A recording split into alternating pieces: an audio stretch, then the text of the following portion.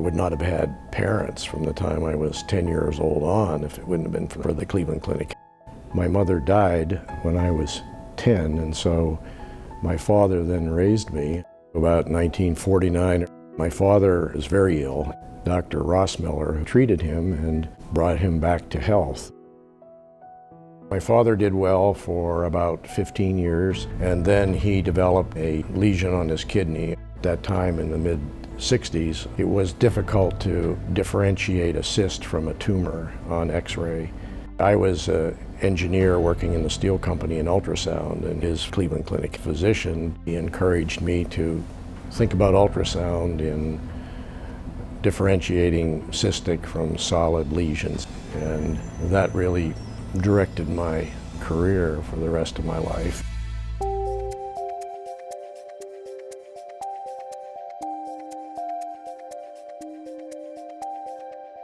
I found out with imaging my own heart that I had a congenital heart defect.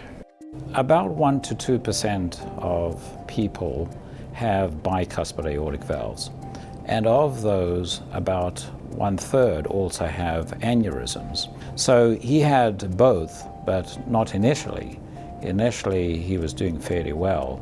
I got back in touch with the Cleveland Clinic because I was interested in establishing a memorial and endowment in memory of my father. But all of a sudden, the valve, which had been stable for many years, degraded fast.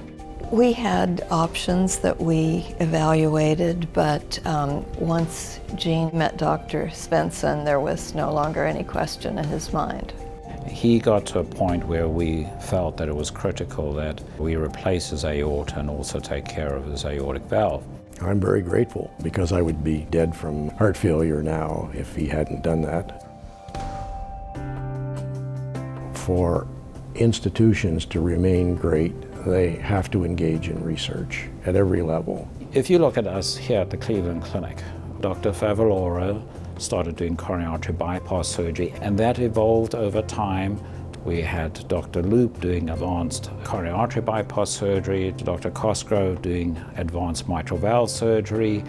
We have a history of doing the research with it and doing the studies. And that foundation is absolutely critical. That's why we keep on relying on our very generous philanthropists to sustain our research effort. If you don't engage in philanthropy, then to me, you're missing an opportunity to leave footprints behind in life that really will affect many people. If every person can step up in some way, it allows great institutions to remain great.